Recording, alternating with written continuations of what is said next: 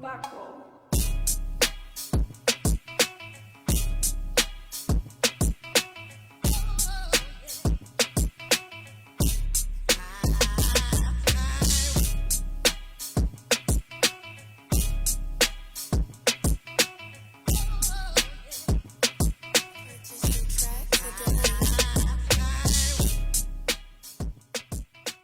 How y'all doing? This is Kevin Lewis on the Blueprint. And this week's show is called Playing Me for the Fool. And it's coming as a continuation from a couple of weeks ago when we had a show that was called The Dress Code. And in the dress code, I'm just going to refresh our memories on some things with the dress code. With the dress code, we're talking about how they have many of us and many of our artists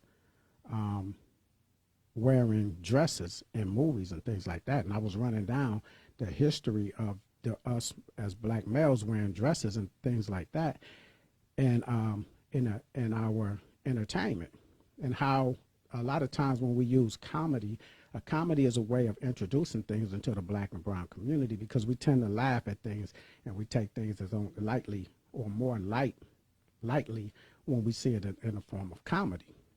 I'd like to thank Tanya and Didi for showing up so far to the Blueprint.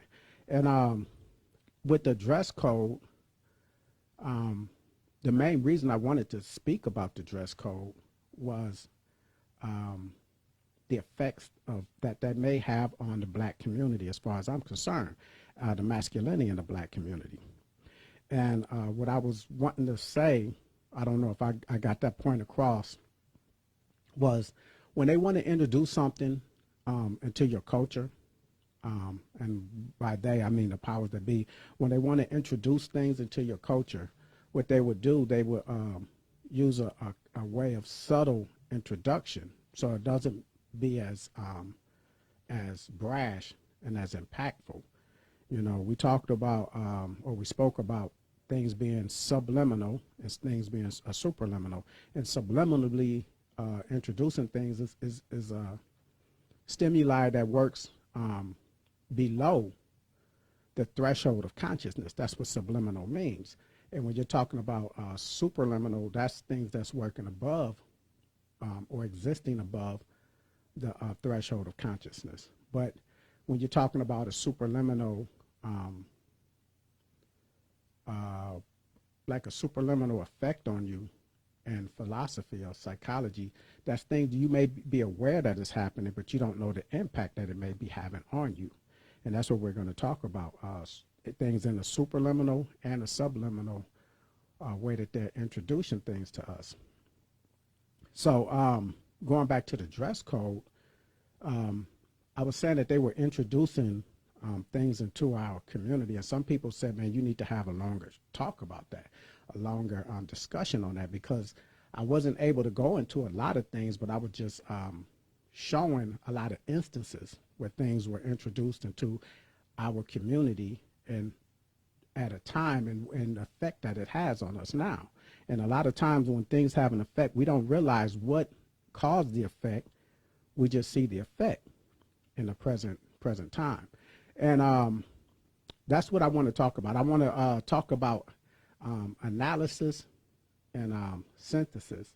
When we talk about analysis, we're breaking things down to smaller parts to decipher, decode, to understand what's happening. Now, when we talk about synthesis, that's the opposite. That's taking smaller parts and gathering facts and wondering or trying to find out how we got to a certain part, or you're grouping things together and say, well, this is the conclusion that I'm coming up with. And this is what we're going to talk about, drawing that conclusion. And the conclusion is basically what I'm coming up with, but I know we could have our own conclusions and concepts. That's going to be something else that we're going to tackle today, is that word concept. We're drawing a concept, and how others may have a concept of us through the media in which they're seeing things. So this is what we're going to discuss and talk about today. And I appreciate everyone that shows up, like I said. Now,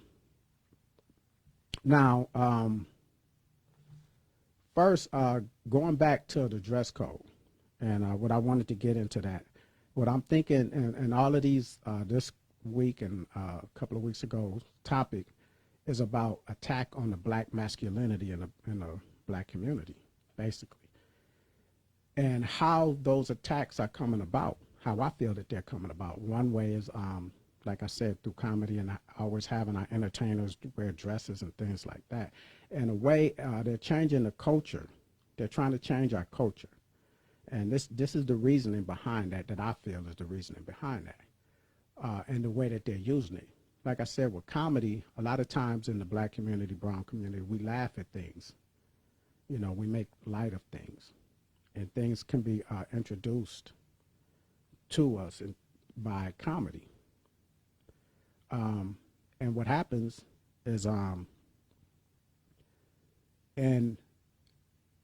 you want to introduce something into the body, something that's harmful, what you do is you try to create anti-venom or anti-venom, snake venom. What you do is you introduce the toxin, the venom, into like an animal, like a horse, and he builds up an immunity system to it, antibodies. And then what we do, we extract those antibodies, and then we use those antibodies and we inject them into humans, and that's how we come up with an anti-venom. And also with the flu, of course, a lot of us are talking about the coronavirus thing that's going on and the pandemic. And what's happening is people are looking for a vaccine. But what I'm talking about is introducing something in small amounts so it doesn't have an impact or a great impact at the time that you're showing things or introducing it into our community. So what happens over a length of time, they start introducing these movies and, you know, with men wearing dresses. And some of it is subliminal, some of it is superliminal. The message that we gather from it. So that's what I was talking about with the dress code. And if you have an opportunity, I don't know if many of y'all have heard of the book, The ISIS Papers, with Dr. Francis Cress Welsing, came out in 1982. It's a great book. If you don't have the book or you want to go to YouTube and look at her lectures, and she talks about the attack on the black male figure and why there's an attack on the black male figure in the black community. Now, also, I want to bring to light, if you talk about the Greek Empire and the Roman Empire, I want to bring two things to mind before I start delving into a lot of this topic today. They had something called pederasty in the Greek Empire. And what that is, they had it also in the Roman Empire. Of course, remember, there was an overlap, but the Greek Empire preceded the Roman Empire. And the Greek Empire is world-renowned or historically renowned for having all this great philosophy and culture and politics. And it fell, and a lot of things are attributed to the fall of the Greek Empire because it was a world power. But one thing that they attributed to the fall was the homosexuality that became part of the culture. Now, this is something you can look up. Like I said, it was practiced, they call it pederasty, and what they did, part of their culture became a male figure. When a young male was reaching adolescence, puberty, he was paired with an older male and became like a disciple or understudy. And that older male would teach him what it was to be a man or how to be a man in society. And he would leave the group, the education group or the group that he was part of, and go be a part, and he followed around as an understudy, an older man, and this man would basically teach him the ropes in society. And this is how things would go on. But what was happening, a lot of homosexuality was introduced into that, and it became acceptable that you would have sexual activity. Now, this is something you can look up yourself. But it was something that that became part of the culture, and it wasn't looked as being sinful or really. It wasn't really looked upon as being negative. So now you had a group of younger males that were being taught the ropes, if you may, by an older adult male in the culture. And a lot of times, sexual relationships would come about, and it was not seen as being homosexual, just seen as being, exploring your sexuality, basically, because those older men would also have a wife and whatever, things like that, and it just became more prevalent as time went by and acceptable. And some scholars say that this is what caused the fall of the Greek Empire, and this was also something that became prevalent in Rome. And it was an article written in 2011, in August the 8th, in the Telegraph, by an Italian historian that said this was the cause, or played a major cause in the fall of the Roman Empire. Homosexuality and things like that, the culture. And what happens is the Romans Empire, and anything you build, even if we look at in today's time, you could say, you know what, I'm gonna raise a smart child, of my kids are gonna be smart. I'm gonna put them through college. I'm gonna teach them all of these. I'm gonna teach them how to conduct themselves in public. I'm gonna teach them all of these qualities. I'm gonna make sure they're super educated. But if you can't protect your child, it doesn't matter. All your work will be washed away without the protection. You can invest all you want into your household. You can have a beautiful house with luxurious items and all of these things like that. You can have a beautiful wife, family, and whatnot. But if you can't protect it, it could be taken away at any time. And that's something that you need to keep in mind. Now, if we're going back to Dr. DeWelsing, she talks about why you would attack the black male or the male figure in any community that you want to weaken. Because the males, when we start talking about masculinity and manhood, the male's job is not only being a provider, but a protector. And if you don't have anything that can protect your home or your household, then your home and your household becomes vulnerable. Your community becomes vulnerable to where anyone can manipulate, or anyone could come in and do whatever they want without resistance. And this is where Dr. Frances Cress Welsing was talking about the attack on the black male figure in the black community. And this is what the dress code is talking about. It's a subtle attack over time. Now, I'm not saying this is what causes homosexuality, but what I'm saying is that's a total different thing. But I'm talking about blurring the lines. When I was talking about the dress code, I'm talking about those lines being blurred, where you start introducing things into the community and it becomes acceptable, or confusion sets in.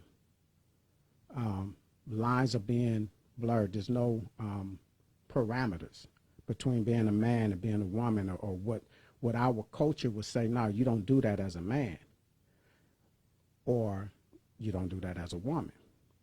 We always talk about our community, the deterioration of our community, but if you have to look at what's happening in our communities, and I'd like to thank Avelina for showing up, and Daryl, appreciate you showing up to the Blueprint, and Deborah, Kathy, I appreciate you showing up, and Aisha. Now, what I'm saying is, if you weaken the male figures, it makes the community vulnerable. And if you listen to the women in our community, a lot of things that they say it's a lack of men. Men not being men anymore. Where are the men? If you have to listen, because those are our counterparts.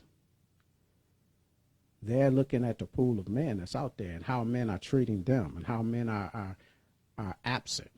This is something that we hear a lot in our community. But what's happening to the absence? Why is it an absentee of the male figures? And if you look at what's presented to males, now they have, I was looking at a study, and it says that 77% of the teachers in public school system are women. And over 60% of black males in our community are raised by a single parent household by women. So over 60% of our men, our male children, are being raised by a woman. And then when you go to school, your teacher, 77% of the time are women. So who's affecting and who's teaching our young men how to be men? You're going to have more males that's going to have a female influence in our community than you're going to have males having a male influence, a direct influence. Who teaches a boy how to be a man? And what's happening in our community is most of the times it's women teaching our boys how to, or trying to teach our boys how to be men, setting that example. Now, you could take that how you want, but I'm just throwing the numbers out. Now, if you take the assault, that I feel like there's an assault on masculinity in the black community, a lot of these men that's growing up, they don't know how to be men. And a lot of the men that's there trying to teach these boys how to be men are male figures that don't know how to be a man themselves because they was never taught. So now we have these problems in our community. And then you want to blur the lines. They're introducing things in our medium, but like I said, wearing a dress, you know, introducing things like that. You're a man, but you can wear a dress. And if you don't think it's anything that's impactful, I remember listening to, I used to listen to a lot of sports talk shows on the radio when I was at work. And it was the Dan Patrick Show. He comes on TV and he comes on the radio. And he used to be an ESPN announcer, and he has his own show. I think he, I don't even know the channel or the station, but whatever. And he was talking about March Madness, the NCAA tournament, and he had Shaquille O'Neal come on the phone. So what happened, I was listening to this conversation, and they were talking about, well, you know, my alma mater, which Shaquille O'Neal's alma mater was the LSU Tigers, and they were going to play somebody else's alma mater. And Dan Patrick said, well, you know, y'all are the underdogs, you know, do you think y'all going to pull it off? And Shaq was like, yeah. And he said, no doubt. And he said, but he said, if we don't, I'll bet you that we will. He said, and so they wagered. And Dan Patrick said, well, wherever you want to name, he said, you know, you name the bet. And Shaq said, well, you know, I'll come on your show. And they left it at that, basically. And then Shaquille O'Neal added, he said, in fact, I'll come on your show dressed up as a cheerleader with a wig on and everything. And that threw me for a loop. I'm like, where's that coming from? You know, and if you think about things, this is like a bet, a wager. So why would you want to wager that? And if you lost a bet where your team was actually an underdog, why would you say, well, part of the bet, instead of me just coming on, is I dress up like a woman, like a female, like a cheerleader with a wig on and everything. So now when someone sees you on the show like that, it's funny, I guess. And then you have an excuse for doing it. But this is how things start to creep into our culture. It's acceptable. It's a bet. Why would you bring up a bet? Why would anyone bring up a bet with me about me losing and dressing up like a woman?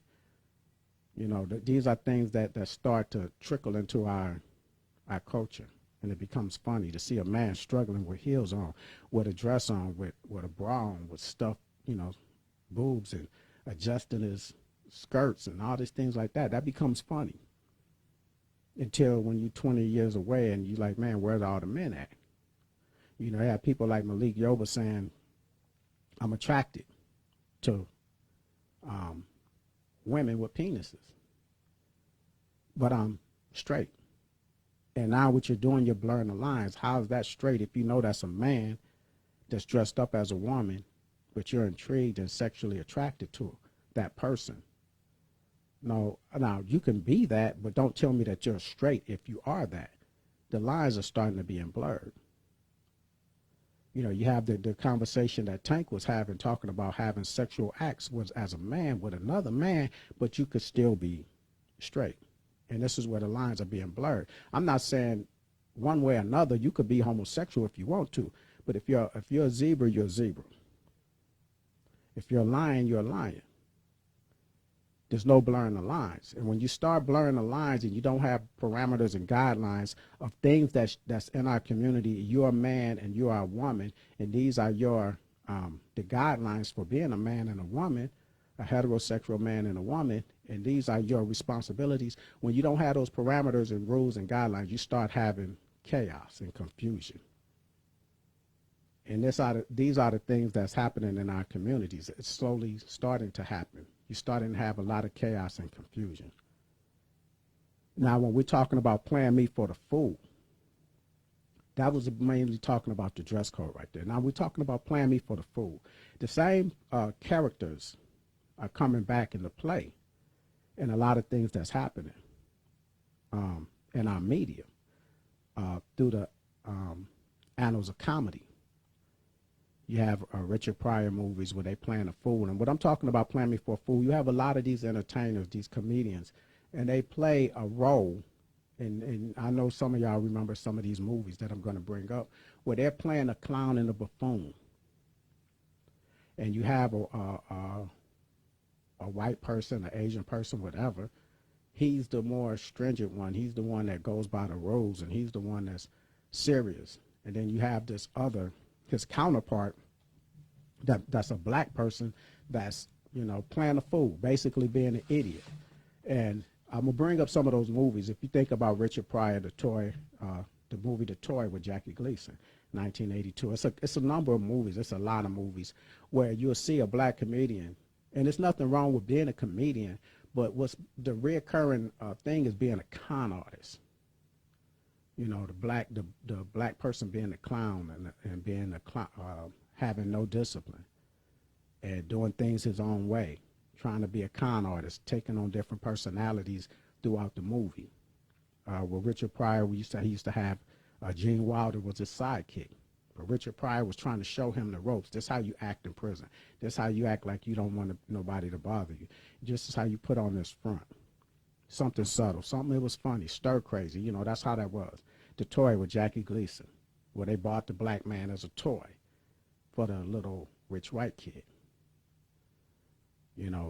The subtle things that they're putting into our minds and that we're laughing about. Then you have Eddie Murphy, and you talk about the movies. The 48 Hours was a hilarious movie to me at that time, but it started being a reoccurring thing. He's a detective, or he's a con man, acting like he's a detective, running around with a police officer, doing different, playing different roles and characters to get whatever he wants to get done. Manipulation. That becomes the theme, manipulation. Being a con man, a con artist. You have this serious white male figure that's there trying to get things done, being professional, and here you are, you're clowning your way through situations. And of course, with Eddie Murphy, you also had Trading Places, where the other person in there, where him and Dan Aykroyd was trading places. Dan Aykroyd is a comedian, also Richard Pryor, Eddie Murphy, the comedian. But Dan Aykroyd had an excuse. I'm a rich person. Why am I, all of a sudden I don't have anything, But the Eddie Murphy character, he's being the black clown, In a lot of the movies, Beverly Hills Cops, he's a detective. Coming from Detroit, and now he's going out to Beverly Hills, and he's doing things his own way. And everybody's like, oh, okay, this is how y'all do it. Okay, and it's the same thing. And I'm going to talk about why things that seem small right now, like, man, it's comedy.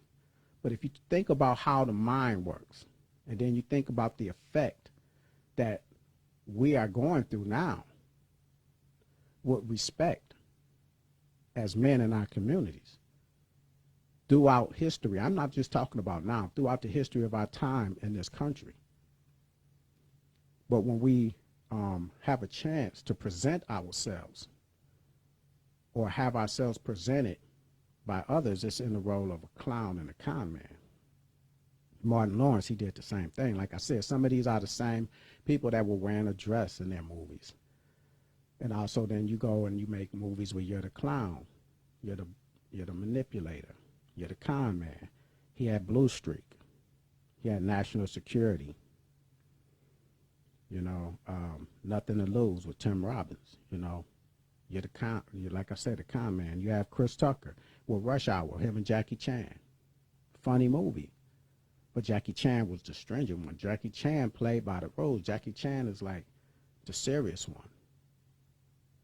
And Chris Tucker played the basically the sidekick clown, the manipulator. Anytime he's confronted with some white person or something like that, he puts on a role that's going to get him by, get him through the situation, get both of them through the situation. Kevin Hart, Get Hard, with him and Will Ferrell. These are reoccurring themes, and there's a whole lot of artists, entertainers, and you could go back and look them up, but I'm just giving an instance of what I'm talking about. The Upside, Central Intelligence, with The Rock. Every time now he's the sidekick with The Rock. Now, a lot of these movies, I'm not naming the ones where it's a mostly black cast because the counterpart is also a black person. But I'm talking about those movies where it's a white person and that white person is taking on the role not of the manipulator or the con man. He's just the professional one. And we are the con men. We're the fools. And we are continue to play ourselves as fools for entertainment. Now, back in the days, it was blackface and things like that. And people, first they would dress up like us and act like clowns and buffoons. And then we started doing it in their movies when they started allowing us in our movies. And that was detrimental to us. And the role that the media played, if we think of The Birth of a Nation, the first original one, when they showed the Ku Klux Klan, that movie was shown in the White House, by the way.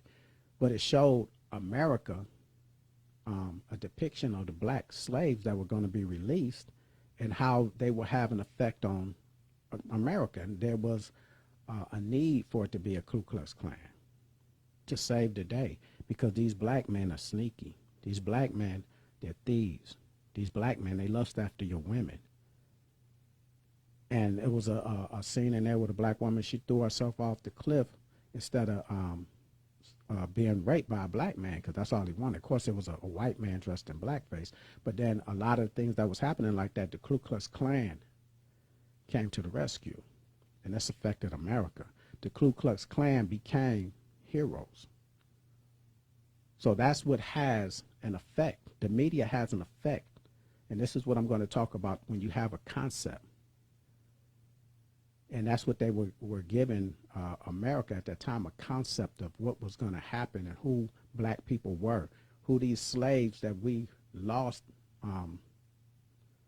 the war to keep contained and captive. Now they're going to be on the loose, and this is what they're going to wreak havoc. This was the imagery that they were projecting in America. And I'd like to thank Rich for showing up, and Star, I appreciate you showing up to the blueprint. So this is what happens, and this is why I'm talking about what goes on in the media and how it's introduced to us and the effects that some of these things that we do are affecting us, even though we may be the ones doing it to ourselves sometimes. But we have to identify that. If we want to understand what's happening in our community, we have to identify the culprits that's causing a lot of the things that's happening in our community. Well, we have a masculinity issue in our community. And if you talk to any man, like I would be interested in having some men on discussion talking about masculinity and manhood and what it means to us. And I think that's something that a lot of women should listen to. What is the masculinity? What does manhood mean to an individual, and why? And that's probably be a later show, and hopefully we'll get that all rolling. But we have something in the academic world where they call it toxic masculinity. And what is toxic masculinity? Toxic masculinity is that's like where men are being told to suppress their feelings and emotions. This is what how they classify toxic masculinity, and that where men are taught or somehow um, develop a sense of telling another or being taught to suppress your emotions, and only emotion that you can act on is anger, and how that is the only acceptable emotion of manliness, you know, with violence, and it has an effect on our women, and it's harmful to our society and our children. You know, basically that's what they call toxic masculinity, where what we think of being a man is actually toxic to our society. And what they're the counterpart to that is saying we be emotional. You know, it's okay to cry. It's okay to do this. It's okay to, you know, have these emotions, in which something I'm not a component of that. You know, I'm not a component of saying, you know, men should only be violent. But if you go too far, and you're trying to make men into these emotional um, figures like women are, because like I say, most of our males are being raised by women and they're being taught by women in the school system. And if we have women telling boys, you know, this, it's okay to be like this, it's okay to be how what they understand being a person or a human or adult is, and you're trying to suppress the masculinity, the natural masculinity, and telling a boy it's okay to be like this and okay to be like that, I think that could be detrimental too. Because I don't think males should be overly emotional. I don't think male figures should be taught to be emotional like that. You know, I think women are driven off emotions a lot, and I think we have to um, appreciate our differences. You know, I don't want a woman to be acting like a male, and I don't want a male to be acting like a female. You know, I don't want that. And you start to blur the lines when you do that. And then you have a culture where the lines are blurred. You know, and then it's when you have men or boys growing up being emotional, then who's going to be the one that's going to be angry and violent when someone is attacking us, when someone is attacking our kids in the street? You know, that's my job as a man, as a father. And if we define what we or what we think masculinity is as a man, I'm gonna say I'm a protector and a provider. And the main thing, the first thing out my mouth is I'm a protector. Because if I want to have a woman, if I want to have a family, my first responsibility is being able to protect that family and protect that woman in the society. Well, we look at what's happening, we are under attack. Our kids are under attack. Our women are under attack. And where are our protectors at? I'm gonna read a comment from Deborah. She said, "This wasn't comedy, but Denzel Washington is an amazing actor, and from him we get an Oscar for Training Day. He had to play a crooked, drug dealing thug cop compared to all the roles he has played, especially Malcolm X." Oh, yeah, and I agree with that. And he said, she said that should have been um, a winning movie, and I agree. I appreciate those comments. And that shows, I mean, we look at being awarded and rewarded for our roles and how what we do. And like Malcolm X was a powerful movie that he played a tremendous role, because he had you thinking he was Malcolm X. And the same thing happened with Halle Berry. Um, for her to win, she was basically, I mean, y'all saw the role she had to play for her to win. But I appreciate those comments. Now, when we're talking about masculinity and manhood in our community, now when you're a young male, a lot of times if you talk to a younger male, if he talk about being a man and being manhood, he'll talk about sexuality and physical virility and things like that. And as a man starts to mature, being a manhood, the definition of manhood starts to change. Your responsibilities, your you start talking about being a provider. and a protector, things starts to change. Your outlook starts to change. You want to be a provider. You want to be a protector. You should want to be a provider and a protector. Your manhood is judged on what you can do for others and your family. Now, it was a video that started circulating again recently, and it was actually an older video where the man comes to chastise the younger man in the family. And someone sent me the video. They say, do you think this guy went too far? And when I first saw the video, someone posted it and said, do you think this man went too far? Now, I don't know if some of y'all are familiar with it, but it's the guy in the house. Somebody's videotaping it, and he's chastising, I'm thinking maybe it's his son or nephew or something like that. He's an older, more mature male chastising a younger male, teenager, I'm guessing. And he's saying in the video, you can hear him saying, so you think you could talk to your mom like this, or your aunts or your grandma, and challenge them and you know, blah, blah, blah, physically, you know, have confrontations, and he's going in on them, and starts fighting them, beating them up in the house, you know, like he was somebody on the street.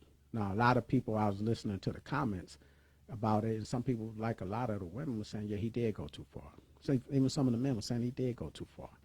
And I just sat back and I'm listening. Now, when they asked me individually, someone sent it to me, I said, nah, he didn't go too far. Only thing I objected to, I like, he should have took him outside, because you tearing up the house. You know, that's stuff that got to be replaced. You could do that outside. You could take them in the yard, you know. And what should be happening, as far as I'm concerned, when you have a male figure that's in the family, that's not being a provider or protector, but being aggressive towards the women in the family, then you're going against the protocol of what I call the male figures in the family. And the male figures in the family need to take care of that action and let him know that this is not permissible. But what happens is you'll hear the women saying, well, don't hurt him. Don't hurt him. No, you should be saying don't kill him. He need to be hurt. If he's trying to jump on the women, his mom, his aunts, whoever in the family, because he's feeling himself, then you know what? That's our job, or a man's job in that family, to make sure that there's guidelines that need to be understood. Now, only thing I'm saying, I understand the emotional part, and it's like you don't want to see this person hurt, but you can't have that in your family. You can't have a juvenile or any male figure jumping on the people in the family, because they should be protecting the family, and they need to learn that. And they need to learn that this is not permissible. Now, I got sidetracked on that, but I'm going to get back to the discussion back on this. Now, the thing about when we have all these plan of food type things, where you're being a manipulator, you're being a con man. Concept. What concept is thought. Concept is a mental presentation or a representation. That's what a concept is. It's a mental representation of anything at all. Now, when you have a mental thought or any kind of thought, you have five steps to that. And the first step to that is presentation. Before you have any concept of anything, you have to have a presentation, or it has to be presented to you. Before you understand what a man is, you have to be presented with a man. Before you have a concept as a child of what a dog is, you have to be shown a dog. And someone has to let you know that this is a dog. Before you understand what an animal is, you have to be presented with different types of animals to understand what's in that group and that category. So presentation is the first step of having a concept. You're presented with something. And in this case, when we're talking about men in dresses being funny and introduced into our entertainment, and then con men and manipulators, for a lot of people, and I'm not just talking about us, I'm talking about others seeing us. This is they're being presented with that image. Just like in Birth of a Nation, they were presented with us being savages and lusting after their women and low morals, and you know, that's the imagery, that's the presentation. So our presentation is important. That's the first step of having a concept. And this is something that we have to understand, how people think, how the mind works, and how when we're doing things like this, selecting these roles. Now, I'm not saying don't have a role where you're a manipulator or con man, because if you're on the other side of another black man that's not playing that role, then I give that a pass. But when we're talking about a concept, and you'll understand what I'm saying as we go into the other steps. The first one is presentation. The next step is comparison. Compare to who? And when we compare, we make a comparison. That's a detection of detail, distinguish similarities and differences. You have something else to compare it to. Now, when you have a male on the screen, and you have a white male on the screen or an Asian male on the screen, what's the differences between them? First thing we do in the next steps that we talk about, one of them is abstraction. But you say, okay, what's the differences? You have two male figures on the screen. Both of them are detectives. Both of them are whatever. But what's the differences? Well, one is black, one is white, one is black, one is Asian. Okay, now you're starting to gain this concept. How is the black one acting? He's not acting like a male figure that I know. You know, he's not acting like a male figure that I'm familiar with. He's acting like, you know, the lesser of two men. He's acting like the one without discipline. This has an effect on us, and it has an effect on others, how they see us, and the concept that they're going to get.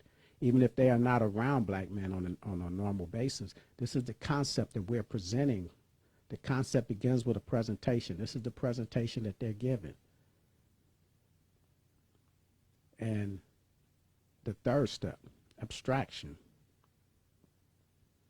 And like I spoke about in the dress code, abstraction is something that you get from something, or an image, or a thing. It's a quality that you get rid of all the other things that you want to take away. Okay, he's a man. Okay, he's a detective. Okay, he's this. He's black. And he's a con man. He's funny. That's abstraction. So every time you start to see this person, oh, he's a con man. He could play character roles. He could switch up who he is whenever it's necessary to try to fool people. Now, what's the fourth one? We have generalization. And that's when you start taking that abstraction and you start labeling it or putting it, and you have a bunch of little factors in all of these movies, all of these characters. All of them have something in common, and then you start putting that on and generalizing. Richard Pryor did it, Eddie Murphy did it, Martin Lawrence did it, Chris Tucker did it, Jamie Foxx did it, Kevin Hart did it, Martin Lawrence did it. This is black men. This is basically black men. You know, you generalize it. You start generalizing. This is how the brain works. If you read books on philosophy, logic and things like that, this is how the brain works. This is how you come up with a concept, the steps of coming up with a concept. And then you come up, the last step, the fifth step, is when you label something. And it's called denomination. You label it. You know, you come up and say, okay, street thugs. And what you really labeling is black men. Okay, clowns, con men. What you're really labeling is black men. You know, and this is what we have to understand is happening to us as our boys are watching these shows and parts of entertainment that we think is just funny, that we think is just comedy. And this is how others are seeing us. They're generalizing us. They're labeling us. We're helping them to label us when we take on these type of roles. You know, there's subliminal things that's happening, and there's superliminal things that's happening at the same time. Now, some of the things that are subliminal, because Just because we're playing these roles and it's funny, what happens is you see a repetitive thing that happens, and it's not just one person doing it. It's all these black males that's doing it in these type of movies. Then people start drawing a conclusion. They start generalizing. They start getting becoming labeling. This is black man. This is a black male figure. This is how they are, because I don't know. And I remember when I was at work, and at this job, not the job I'm at now, but it was a guy, and he a Hispanic guy, younger than me, and we were talking, and somehow it came about to me and my kids. And it shows you how people's minds work and how things are that serious. He came about to me about me raising my kids, a single parent, a dad raising his kids. And he told me that that was unusual. Now, when he said that, I kind of looked at him, and I'm listening to him. And the next thing he said was, you don't hear that in black men. And I asked him, I said, what do you mean? I was like, how many black men do you know? Well, I know a few brothers. That's how he put it. Okay. And I said, well, how many white men do you know that's raising their kids? And he thought for a minute. He said he didn't know any. I said, well, how many Hispanic males do you know that's raising their kids? And he thought. And before he come, I said, well, so the thing is, it's not just that's the black, that's a rare thing for black men. That's a rare thing for men. You see what I'm saying? That's a rare thing for people to say for men, but for some reason, by me being black, that made it even more rare. Because of the imagery, the presentation that you was given about being a black man in America.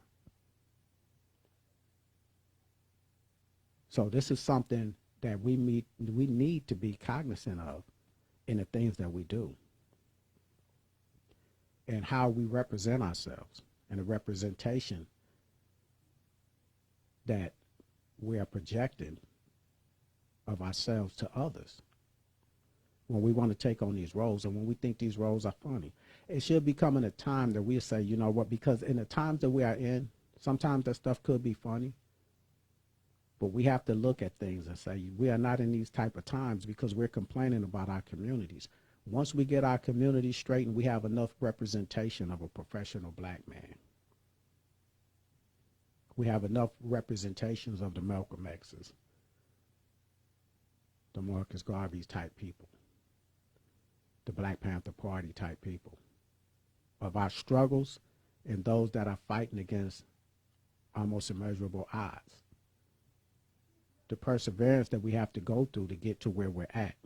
When we have those type of images on our screens, like there's some people that say, man, I'm tired of seeing us being slaves. I'm tired of seeing us being manipulators and conmen and players trying to manipulate our own women. I'm tired of that. And I'm tired of that being shoved down the throats of our young men by some of our women that's buying into that. Somewhere along the way, we have to change things and change what's being presented to our youth. And we have to understand a lot of these images that they are seeing, that's out in the street that they're seeing, why they are seeing that.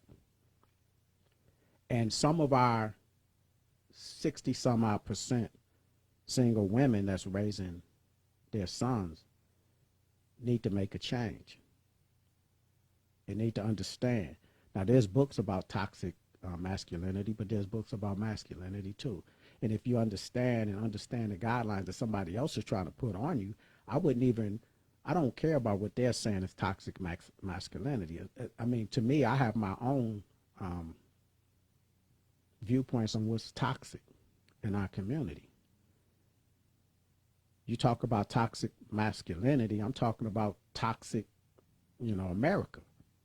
What's creating the toxic masculinity? Why do our youth, or why is our black males having to act out with the physical prowess or the sexual prowess to prove that I'm a man, because that manhood has been stripped from them in society. Our people have been seen as less than a man. Black men has been seen less than a man since they got set foot on this country.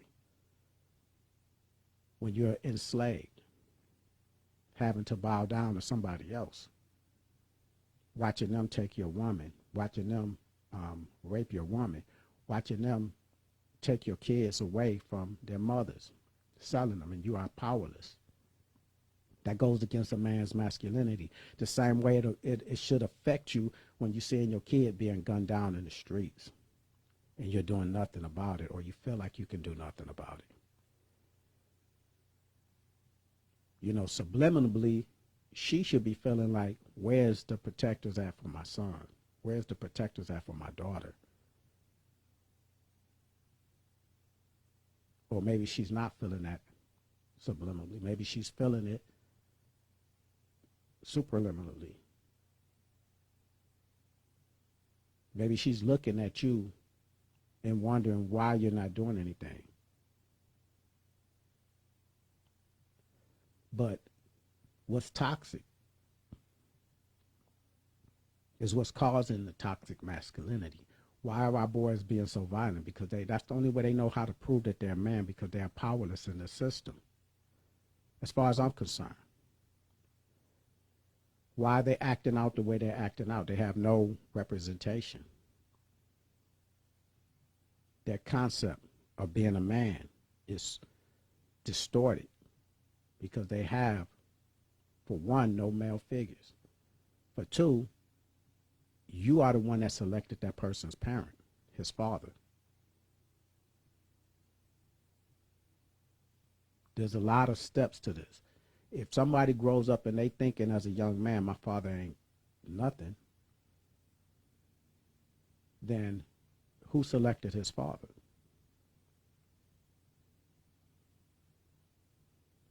This is things that we need to do to correct our issues in our own communities.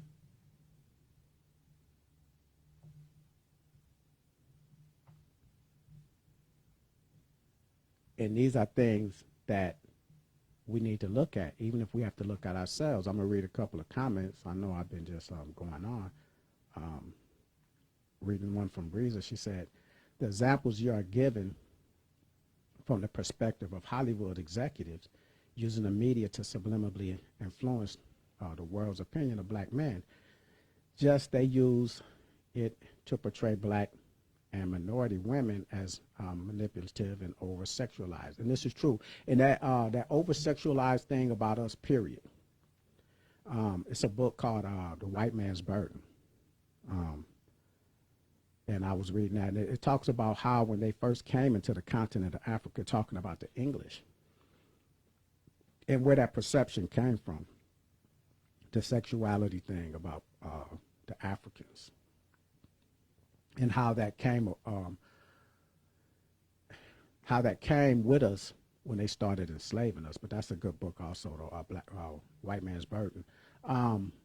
Riz also wrote, she said, also men in dresses wasn't the only way that they weakened the black community. Black men being pimps and players, not committing to a black woman, and the children they produce affected how the world sees us, and we begin to see ourselves. And that's true, and I appreciate that comment. Now, that player pimp thing, and I spoke on that on plenty of occasions, because now I remember a movie when I was coming up. I saw Coolie High and Cochise, and you know, if you look at the characters, now that's basically an all-black movie, and when you start breaking down and analyzing the movies, and then when you start taking the movies and instead of doing an analysis, you start doing a synthesis, and you look at all the movies, and even the blaxploitation movies or the movies that we are presented with, you start to come up with a recurring thing. If you do a synthesis and you start saying, okay, who was the cool person in this movie? Who was the vocal point? You know, Cochise, man, he was the one that was, you know, had all the talent. He had all the women, you know, not committed. The one that was committed to one girl, you know, he ended up losing her to his friend and all. I mean, all these things like that. what is it being, and what's being imprinted upon us? What's being imprinted upon a young person watching things like that? I think that movie, a lot of things like that affected me growing up. A lot of things I saw in my neighborhood affected me growing up on what I thought masculinity was. You know, being able to fight, having women, and you know, doing things like that. How do we curb that? And then if you look at the things that's on today, when I see people watching Power, we're still entertained by that. What is, if you step back and say, okay, what is it really about? What is this movie about? Or this series about? It's entertaining, yes, but a lot of things could be entertaining. You know, I could be entertained by our history. I could be entertained by the heroes that's not fictional, fabricated situations. This sitcom or series about a drug dealer cheating on his wife and killing people and all these things. He's the vocal point. He's the person. You know, all of this things that we're entertained by. And we continue to be entertained by. We'll say things like, you know, look how we're being represented in the media, but we play a part in that because we subscribe to it. Empire, you know, the same thing. It was another, I can't even think of the name of it, where the lady was like something with the White House, and she was like sleeping around with the president, the sister. Yeah, y'all know what I'm talking about. But everybody was all glued to that, you know, promiscuous and manipulative and all these things like that. But it's like, this is what we have our eyes on, and our kids are watching what we're watching, or things like that. You know, so like I said, a lot of things that we do, we need to look in the mirror. Look at what's being presented to us. Look at how we're being presented to the rest of the world. You know, I appreciate those comments. You know, we're accepting those roles, and then we're bringing that into our household. Like I said before, a diet is not just something that you orally consume. It's something that you consume, period, that you ingest, period. What is your diet? What is your mental diet? You know, for all of these things Hollywood does, what are we expecting from them? But one thing that we should, just because they're showing it on TV don't mean I have to be watching it in my house. You know, this is how I feel about a lot of things like that. And a lot of times people are like, man, you just taking things too serious. But these are serious times for us. These are things that we need to look at. If you want to have a concept, it starts with a presentation. What's being presented to you, what's being presented to your kids. If you want your child or your daughter, your son, to abstract anything from what it is to be a man or a woman, then you need to be a pillar for them to abstract from. They should say, this is what it means to be a dad to me. This is what it means to be a mom to me. If they're not seeing it at home and they're not seeing it in the media, where they're going to get it from? They're going to have a distorted view of what they think a household is, for one, what they think a mother is, and what they think a father is. We have plenty of examples that we can show of brilliant people that look just like us that did brilliant things. Unfortunately, a lot of that stuff is not in Hollywood. Sometimes you may have to go to YouTube and listen to Dr. Francis Cress Welsing and Dr. Joy DeGruy Leary, you know, and I mean, however you can bring that, present that, and show that this is what we are about, and this is things that's just as entertaining. Stories that we talk about that happen in our history is better than TV. It's better than fiction. But we have to find it ourselves. And a lot of times we are not willing to do that. You know, some of that stuff is in books because they're not making movies about it. You know, let them learn about the real Harriet Tubman. Don't, you know, that the movie they made, you know, that's a representation of somebody else, or a presentation that somebody else tried to put in our mind. And we have to talk about the reality. And the reality is a lot more entertaining, a lot more theatrical, a lot more horrific, a lot more intriguing than what they try to present to us. So we need to control the concept that our youth have about us. And it begins with the presentation, the generalization, the denomination. So anytime they label something and they label a black woman or a black man, they should have a generalization that's a lot different than what's being depicted by the media.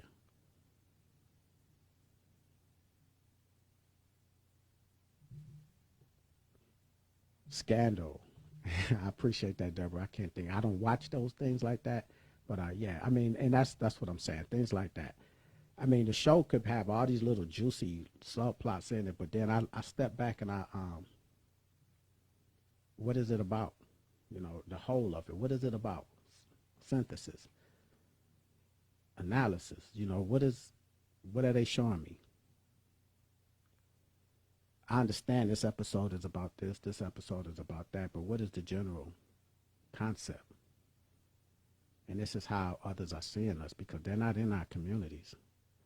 A lot of times when people talk about black person or brown person, a lot of times those people are not living in our neighborhoods. They're watching on TV, cops, things like that, and they're thinking, well, this is how it is, or this is how it is. But there's a bigger story. And we have to tell that bigger story. We have to be that person that our kids can abstract and get a concept and a viewpoint of. And we have to represent ourselves because we're not being represented in society. Now, I'm going to get on the black on black dimes. I'm going to close out the show. I forgot to have this information for y'all last week, but a dentist, I found a black dentist, Cheryl E. Davis, DMD. She's has a family dentistry on 210 Chestnut Street here in San Antonio. I went to see her on a couple of occasions. It's like I said, it's a family. She has her daughter working there. She has her mom working there. She has a black employee working there. And I actually talked to her. Very interesting conversation we had about blacks in America and the things that she had to go through to get to where she was at. And I'm talking about just the location, you know. And if y'all are looking for a dentist, now she stayed open throughout this corona thing, so I went to see her a couple of weeks ago and had work done on my teeth. And like I said, Cheryl E. Davis. She's on 210 Chestnut Street. If y'all want the number, y'all could call, set up an appointment. They'll do setups and walk-ins most of the time the same day, or they'll let you know when they are available. The number is 210-212-8707. She's open Monday through Friday, 8 to 5 p.m. And I know one time she saw me later than that. But that's the show. I'm going to read one more comment. A couple of comments. Deborah said she Googled it, scandal, okay. And Reza said, you're on point about emotions. Didn't call it toxic femininity. Man, you got me saying that. My mouth is dry. But assertive women were always regarded as bitches. We are emotional. We use those emotions to navigate our day to day. We were also manipulated into playing our degenerate or designated, I'm sorry. I'm having to push the see more because that was kind of long. So I just saw the D part. We were manipulated into playing our designated roles. And I say manipulated because men are taught to be strong and not cry or show weakness, whereas women were encouraged to pout and cry. And I appreciate that comment. And I agree with everything you're saying on there. And the reason I'm saying like what I would say, what I say masculinity is to me, a lot of times that these in this academic world, they say that's toxic, masculine, toxic. um, and what they call it, toxic masculinity. And my thing is, I don't have time to show emotions when I'm at war.